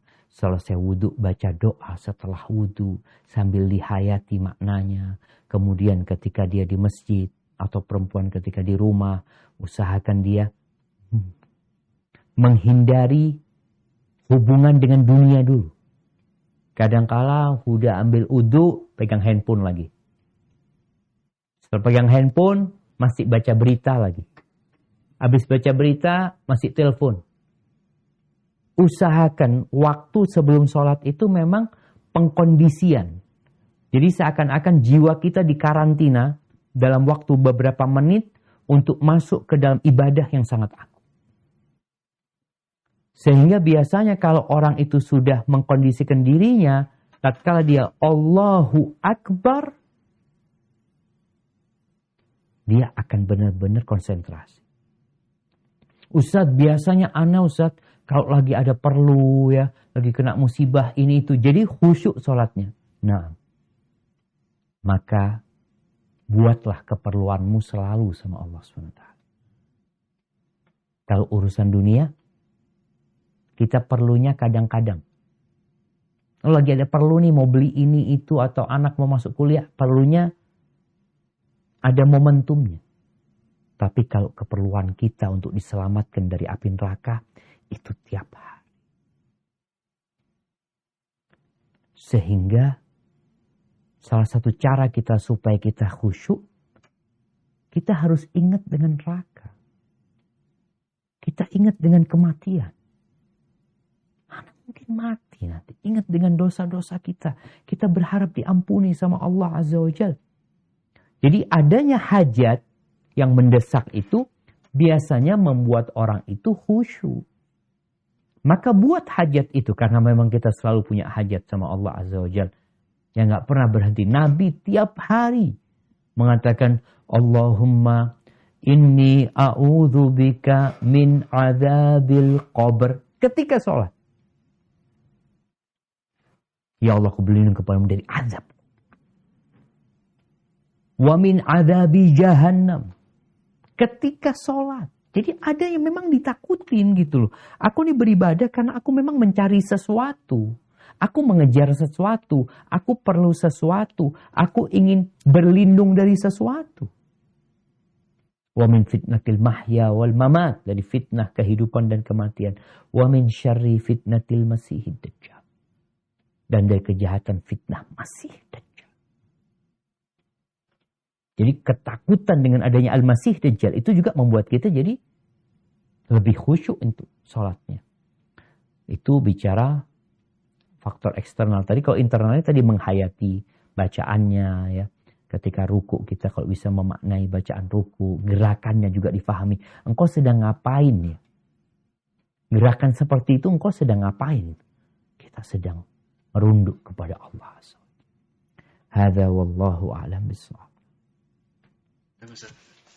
Yang selanjutnya, Afwan Ustaz, Anda izin bertanya, apakah hukum atau bolehkah seseorang mengusap kedua tangannya ke muka setelah berdoa? Dan biasanya dilakukan setelah sholat fardu. Dan yang kedua, apakah parfum alkohol boleh untuk sholat atau justru itu membatalkan wudhu? Jazakallahu khairan Ustaz. Masya Allah, barakallahu fiik. Nah, ahibati jamaah, ahibati fillah, berkaitan dengan mengusap wajah setelah berdoa. Memang ada beberapa riwayat yang menyebutkan hal itu.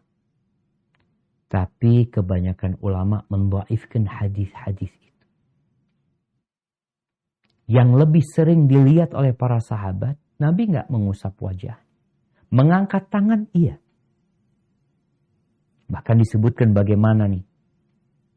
Allah tuh malu. Innallaha hayyun karim. Allah tuh maha malu dan maha mulia. Yastahyi min abdi. Allah tuh malu dari hamba yang mengangkat tangannya kemudian ditolak sama Allah. Tangan kosong gak dapat apa-apa. Allah malu gitu. Allah mesti ngasih gitu. Ini termasuk adab. Adapun mengusap.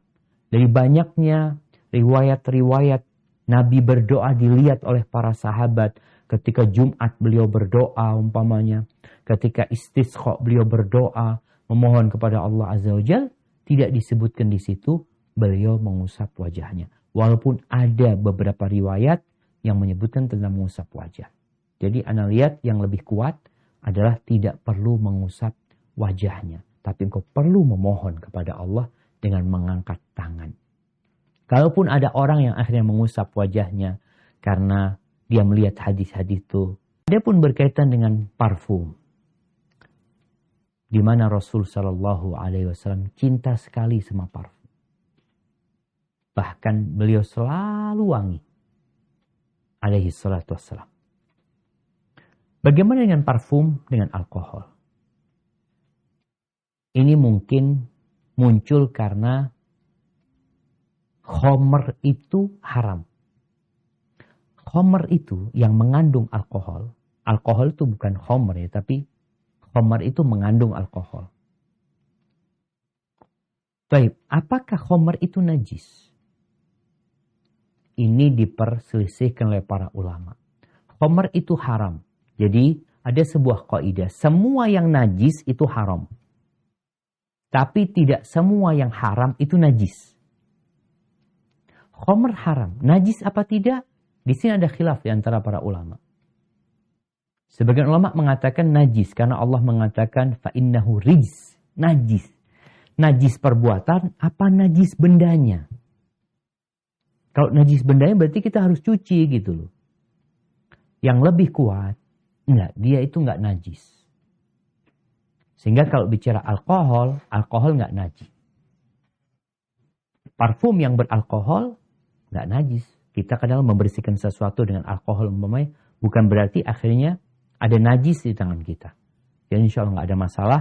Walaupun kalau mau pakai parfum yang tanpa alkohol mungkin dia merasa lebih ana daripada syubhat atau waswas Ustaz, ana mau pakai parfum yang tanpa alkohol. Ya alhamdulillah.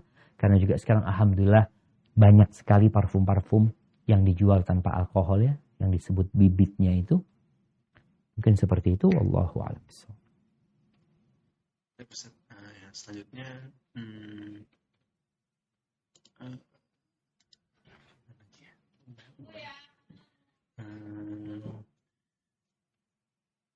Assalamualaikum Ustaz, semoga Ustaz dan seluruh kaum muslimin selalu diberi kesehatan dan selalu dalam lindungan Allah Subhanahu wa taala. Izin bertanya, bagaimana mengajarkan sholat yang benar kepada anak, tapi anak tersebut sudah remaja. Sebenarnya mereka sudah sekolah di sekolah Islam, tapi seiring dengan orang tuanya yang baru belajar agama telat, baru mengerti sholat anak-anaknya selama ini masih belum benar, masih belum tumakninah dan lain-lain. Bagaimana cara mendidik anak-anak dan apakah sholat mereka diterima Ustaz? Syukran. Barakallahu fikum. Nah, ahibati fillah. Kita bersyukur ya dengan adanya sekolah-sekolah Islam ini. Tapi para orang tua hendaklah lebih selektif memilih sekolah Islam. Kadang-kala namanya doang Islam. Tapi pendidikannya ya kurang lebih gitu loh. Harapan kita kan anak kita dengan sholat di sana mendapatkan perhatian lebih. Dia pulang ibadahnya lebih bagus, akhlaknya lebih mulia. Tapi ternyata itu nggak terjadi. Memang kuncinya sih orang tua. Tadi kan dikatakan anak ini udah remaja, udah sekolah di sekolah Islam, udah remaja. Bagaimana sih pendidikan orang tuanya dulu? Sepertinya memang dahulu orang tuanya tidak terlalu ketat masalah sholat. Dikatakan orang tuanya baru belajar nih, baru hijrah. Baru merasa sholat ini satu kewajiban banget. Kalau dulu, aduh anak-anak lah biarin lah, masih anak-anak. Padahal Nabi SAW nyuruh orang tuanya untuk menyuruh anaknya. Sekarang gimana? Sekarang karena anak-anak udah besar, ya perlu duduk sama mereka. Perlu duduk sama mereka, ngaji bareng sama mereka. Yuk kita ini, seperti tadi pembahasan tentang kedudukan sholat. Ternyata kita ini butuh sama sholat gitu loh. Sholat itu bukan hanya gerakan belaka, tapi salah satu bentuk kita menyambung hubungan sama Sang Pencipta. Ketika anak-anak itu sadar bahwa mereka butuh dengan sholat ini, maka insya Allah mereka akan berusaha memperbaiki sholat. Kalau dikatakan tadi cepat-cepat sholatnya anak-anak ya usahakan anak-anak sholatnya berjamaah di masjid. Yang laki-laki. Sehingga ikut imamnya. Ya semoga dapat imam yang gak cepat-cepat. Kalau di rumah, mungkin sang ibu mengajak anak-anak untuk sholat berjamaah. Nanti anak-anak yang remaja, yang cewek-cewek umpamanya, ayo engkau yang jadi imam sekarang. Ibu jadi makmum. Sehingga anak-anak itu merasa tanggung jawab gitu. Harapannya mereka semakin menghargai sholat ini. Lalu kita ajak mereka untuk ziarah kubur. Mengingat akhirat. Karena yang mendorong orang itu untuk beribadah adalah keimanan dengan akhirat. Dia sholat gak dapat fulus. Kenapa tuh orang bekerja dari pagi sampai sore? Rajin kerjanya. Tekun karena dapat duit. Tapi dia sholat gak dapat apa-apa.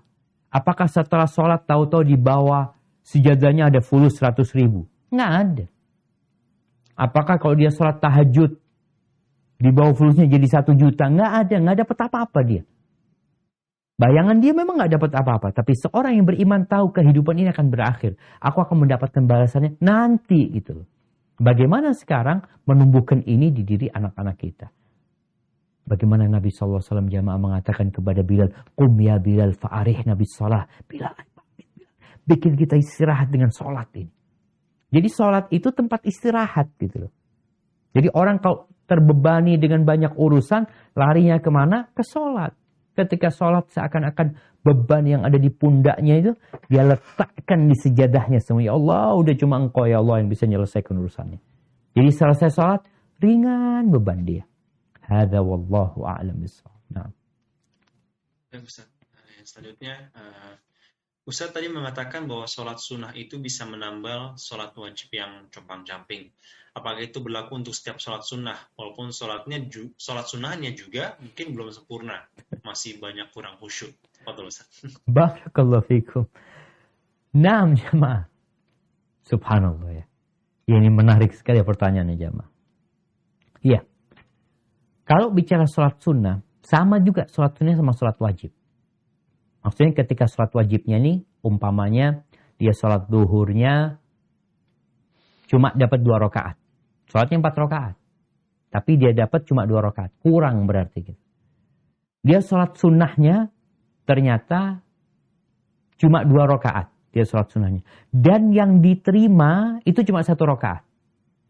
Berarti kan nambal sedikit gitu. Nggak sampai selesai. Oleh karena itu sholat sunnah ini terbuka. Jumlahnya itu tidak terbatas. Supaya bisa nambal tadi. Jadi kalau bicara sholat sunnahnya tambah kurang khusyuk, ya paling enggak. Engkau sholat duha umpamanya. Anak sholat duha 8 rakaat. Ustaz. Ya yang khusyuk berapa rakaat gitu loh. Itu yang akan dapat pahala nanti. Artinya yang akal dia berada bersama dia, itu yang akan menjadi pahala buat dia. Dan inilah yang dapat menambal. Tapi kalau dia sholat tarawih, anak sholat tarawih Ramadan, ini kan masuk sholat sunnah. Tarawih Ramadan nggak ada yang khusyuk. Atau nggak ada yang akal dia bersama sholatnya. Karena sholatnya memang cepet-cepetan. Ya nggak bisa nambal gitu loh. Yang bisa jadi penambal itu kalau ada pahalanya. Sehingga paling tidak, kita ini kadang-kala sholat wajib ya Maya. Kan nggak bisa milih waktu. Ya udah waktunya adzan kita sholat lah. Tapi kalau sholat sunnah kadang-kala kita mempersiapkan diri ya. Kemudian kita sholat. Nggak ada orang sholatnya kita juga. itu akan menambah kita khusyuk umpamanya. Walaupun yang lebih utama, jika bicara pahala, lebih utama pahala sholat wajib daripada sholat sunnah. Tapi tadi itu sebagai penguat sholat wajib ini. Maka perbanyak sholat sunnahnya. Kata Nabi SAW, as-salatu khairu mawdu'. Sholat itu sebaik-baiknya ibadah yang ditetapkan. Faman sya'a falyastakthir, waman sya'a falyastaqil. Barang siapa yang mau, dia banyakin sholatnya. Dan barang siapa yang mau, dia sedikitin sholatnya. Terserah dia. Ulama terdahulu ada yang sholat dalam sehari semalam 100 rakaat dia sholat. Sholat wajibnya 17 rakaat. Sholat malamnya mungkin 11 rakaat. Rawatibnya 12 rakaat. Udah 40 tuh. Kemudian dia mungkin punya sholat duha. Sholat mutlak, sunnah mutlak. Ya. Disitulah dia dapat menambal sholat dia yang kurang. Hadza wallahu a'lam bissawab. Ustaz, selanjutnya, Assalamualaikum Ustaz, izin bertanya, Waalaikumsalam. bagaimana hukumnya sholat jika pakaian yang digunakan dicurigai terkena najis? Misalnya saya sedang membersihkan, saya ingin sholat, sudah wudhu, kemudian datang anak saya, dia ternyata butuh untuk dibersihkan pampersnya. Tangan saya sudah wudhu, mau nggak mau saya mesti membersihkan pampers anak saya, dan anak saya itu penuh dengan air seni. Apakah ketika saya sudah membersihkan tersebut, saya perlu wudhu lagi, Ustaz? Ya. Atau misalnya ternyata ada pakaian saya, ternyata terkena dari najis tersebut, Ustaz. Barakallahu fikum. Nah, termasuk syarat sholat itu izalatun najasah. Jadi, menghilangkan najis. Kalau memang ada yang najis di diri kita, di badan kita, di pakaian kita, di tempat sholat kita, maka harus dibersihkan. Tapi najis itu tidak membatalkan wudhu kita. Karena kalau tadi kita terkena air kencing, tangan kita, ya kita bersihkan. Hilangkan najisnya itu. Setelah itu boleh sholat. Kalau memang sudah punya wudhu. Kalau ragu, maka keyakinan tidak bisa dihilangkan dengan keraguan. Enggak, ana yakin bersih. Kayaknya. Wallahu a'lam. Ya sudah, tinggalkan keraguan tersebut. Tapi kalau dia yakin, kena najis nih. Tadi ada memang yang kena bajunya, ya dia harus ganti baju. Karena termasuk syarat sholat itu menutup aurat, menghadap kiblat, menghilangkan najis, ya, kemudian masuk waktu dan bersuci. Jadi kalau memang ada syaratnya yang kurang terpenuhi, nggak sah sholat kita. Hadza wallahu a'lam bissawab. Ustaz, ana izin bertanya. Bagaimana cara mengingatkan kita kepada orang tua untuk sholat, Ustaz? Terkadang orang tua tidak melaksanakan kewajiban sholat. Kita yang menyampaikan, namun kadang-kadang takut menyinggung hati orang tua. Atau bahkan, dan kasus lain, saya gabungkan, ada orang tua yang ternyata dia terkena penyakit prostat, dan setiap sedang sholat ternyata sering keluar. Akhirnya dia jadi tidak sholat karena takut sedang tidak suci, Ustaz. Karena penyakitnya itu, Ustaz. Bagaimana? Nah, subhanallah jemaah. Seharusnya orang tua yang ngajarin anaknya sholat. Perintahnya Nabi kayak gitu tuh, sallallahu alaihi wasallam. Tapi ternyata Allah yukhrijul hayya minal mayyit wa yukhrijul mayyita minal hayy. Allah itu mengeluarkan yang mati dari yang hidup. Orang tuanya Nabi, anaknya kafir. Orang tuanya soleh, kadang-kadang anaknya nggak benar. Tapi sebaliknya, mengeluarkan dari yang mati, yang hidup. Orang tuanya kafir, anaknya muslim. Bagaimana orang tuanya Nabi Ibrahim dan bagaimana Nabi Ibrahim alaihissalam. Tadi ada orang tua yang nggak sholat, tapi alhamdulillah anaknya sholat. Bagaimana cara ngasih orang tua penjelasan dan pencerahan? Dia perlu ngobrol sama orang tua. Memang salah satu yang harus dilakukan sebelum bicara sholat itu memperbaiki 2 kalimat syahadat. Pembahasan kita 2 kalimat syahadat tolong dikaji supaya orang tadi benar-benar yakin dengan asyhadu an la ilaha illallah, asyhadu anna Muhammad Rasulullah. Ketika sudah yakin dengan Allah, yakin dengan Nabi Muhammad SAW, kasih tahu, nih Allah nyuruh kita sholat. Yang ayah mengatakan asyhadu an la ilaha illallah, dia tuh yang nyuruh sholat. Ceritakan tentang manfaat sholat, ya. Fadilah sholat. Jangan bicara ancaman sama orang tua. Nanti dia akan yaitu tersinggung. Tapi kalau kita sebutkan yang indah-indah, keutamaan sholat ini dan itu, harapannya dia tertarik. Dia jadi ingin sholat gitu. Semoga dengan cara seperti itu orang tua nerima. Kalau enggak ya kadang-kala ancaman perlu disampaikan. Tapi setelah tadi ya mengingatkan dengan masalah keimanan. Asyhadu an la ilaha illallah wa anna Muhammad Rasulullah.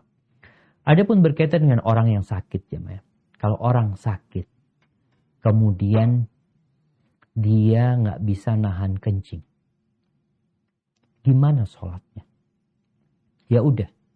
Ketika dia masuk waktu sholat dia ambil wudhu. Kemudian kemaluan dia bungkus. Kalau memang suka keluar apa istilahnya? Bahasa kita tuh cer-cer ya. Apa? Bahasa Arabnya tuh salisul baul.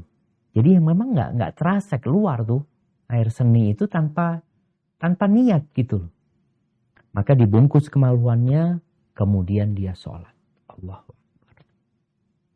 Nanti keluar ketika sholat nggak ada urusan dia, karena memang dia ma'dzur, ada uzur buat dia, bukan kemauan dia itu. Jadi insya Allah sampaikan kepada orang tua, ayah sudah uzur. Sedangkan kewajiban sholat ini adalah kewajiban yang tidak terangkat kecuali akalnya orang itu tidak bersama orang tersebut. Selama hayat masih dikandung badan dan akalnya ada bersama dia wajib sholat. Ada keringanan-keringanan, nggak bisa wudhu tayamum, nggak bisa berdiri duduk. Kalau tadi dikatakan memang nggak bisa menghilangkan najis, ya udah sholat dalam kondisi seperti itu. Kenapa? La yukallifullah nafsan illa wus'aha. Allah itu tidak memberati hambanya lebih dari kemampuan dia. Dan ada sebuah kaidah. La faridata ma'al ajiz. Atau la wujuba ma'al ajiz. Nggak ada kewajiban dengan ketidakmampuan. Dia nggak mampu gitu. Mau gimana? Ya nggak wajib jadinya buat dia. Untuk menghilangkan najis tadi. Karena memang dia nggak mampu. Hada wallahu a'lam bishawab. Ustaz, yang selanjutnya, Ustaz, bagaimana kalau misalnya kita mendapati imam yang bacaannya itu-itu aja? Bacaannya surat pendek, kemudian di setiap rakaat keduanya baca Al-Ikhlas, Ustaz. Fadhal, Ustaz. Nah, alhamdulillah. Nggak ada masalah, jemaah. Jadi memang kalau bicara minimal. Tadi kan kita udah sampaikan. Minimalnya itu baca Al-Fatihah doang. Alhamdulillah imamnya masih baca surat nih. Walaupun pendek. Secara idealisme. Maka Nabi SAW menyuruh memilih imam itu yang paling banyak hafalan Qur'annya. Tapi secara realita kita sering mendapati imam yang dipilih di sana ya udah itu. Sedangkan imam rawatib ini nggak bisa kita ganti. Dia sudah ditetapkan jadi imam di sana. Makmum gimana? Ya ikut imam. Kalau memang ingin imamnya diganti ya perlu ngobrol sama takmir ini itu umpamanya. Atau mungkin caranya di masjid diadakan kajian. Kajian tentang, bukan kajian, mungkin seperti daurah menjelaskan tentang menjadi imam. Sehingga syaratnya imam seperti itu. Agar imam itu mengundurkan diri umpamanya. Karena ada imam yang merasa dia yang paling baik. Dia sudah mau gimana? Dia memang sudah diangkat jadi imam rawatib. Dan dia punya penyakit itu. Dia ditegur nggak mau. Karena kalau bacaannya salah, kita tegur. Tapi ini alhamdulillah tadi katakan bacaannya benar. Cuma baca surat pendek, alhamdulillah. Mungkin diadakan daurah tahsin, daurah tahfidz. Bagaimana imam itu menambah hafalannya. Hadza wallahu a'lam bishawab. Mungkin kita ke pertanyaan terakhir ini. Dari. Baik, Ustaz. Nah, ini mungkin pertanyaan yang sering masuk, Ustaz. Itu, Ustaz, apakah sah sholat kita, Ustaz, ketika kita mungkin baru mulai takbiratul ihram saja sudah menangis, Ustaz? Dan pada saat sholat itu baru takbiratul ihram, kita menangis dan kita sudah membayangkan setelah ini kematian, Ustaz. Fadhal, Ustaz. Barakallahu fikum.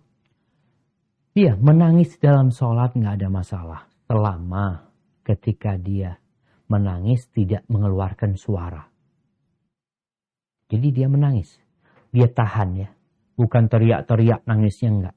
dia menangis, dia teteskan air mata, dia tetap membaca rukun sholat, dia baca Al-Fatihah. Jangan kemudian dia menangis ingat kuburan tapi nggak baca Al-Fatihah gitu. Jadi silahkan menangis, nggak ada masalah. Bagaimana Rasul SAW terdengar beliau ketika sholat itu seperti ada gemuruh di dadanya, beliau menangis menahan tangisan. Abu Bakar seperti itu, jadi itu nggak ada masalah sebenarnya. Dan semoga itu menjadi tanda kekhusyuan. Tapi jangan sampai lalai ya dengan bacaan-bacaan sholatnya. Dan jangan sampai nangisnya mengeluarkan suara gitu loh. Seperti orang yang kalau terisak nggak apa-apa sebenarnya sih. Cuma ada suara orang yang kayak meratapi. Berusaha untuk ditahan tangisannya. Jangan sampai dia mengeluarkan suara. Jadi suara itu biar ada gemuruh di hati dia. Dan usahakan ketika dia sholat berjamaah untuk tidak menampakkan hal itu. Karena kadang-kala dia nangisnya karena takut sama Allah. Akhirnya nanti setan datang menggodain dia. Agar dia menangisnya pun riya. Na'udzubillah min dzalik. Hada wallahu a'lam bissawab. Itu yang dapat Anda sampaikan pada kesempatan kali ini. Kurang lebihnya mohon maaf. Semoga kita menjadi orang-orang yang mendirikan sholat. Dan anak keturunan kita juga orang-orang yang mendirikan sholat. Barakallahu fiik. Anda kembalikan ke moderator. Jazakumullah khair. Jazakumullah khairan Ustazuna Dr. Syafiq Riza Basalamah hafizahullah ta'ala. Dan kepada seluruh jemaah, tidak terasa kita berjalannya waktu. Kita sudah sampai di akhir acara. Jangan lupa untuk subscribe dan like channel YouTube MT Al-Khansa Cilandak untuk menyaksikan kajian lainnya. Kembali kami sampaikan bagi antum dan antuna yang ingin berdonasi untuk operasional dakwah dapat ditransfer ke nomor rekening 7144387688 Bank Syariah Indonesia atas nama Dias Ratnasari. Jazakumullah khairan kepada Ustazuna Dr. Syafiq Riza Basalamah hafizahullah ta'ala, kepada seluruh pengurus dan anggota Majelis Taklim Al-Khansa Cilandak dan Majelis Taklim Safiyah, seluruh peserta yang ikut acara ini dan juga seluruh pihak yang telah membantu. Ana dari Abu Usman selaku moderator mohon undur diri. Mohon maaf apabila ada kesalahan dan khilaf selama memandu acara ini. Sampai jumpa di kajian selanjutnya. Sehat selalu. Semoga Allah berikan kita kesempatan juga kesehatan untuk bisa beribadah kepada Allah Subhanahu wa taala hingga akhir hayat. Kita tutup dengan doa kafaratul majelis. Subhanakallahumma wa bihamdika asyhadu an la ilaha illa anta astaghfiruka wa atubu ilaik. Wassalamualaikum warahmatullahi wabarakatuh.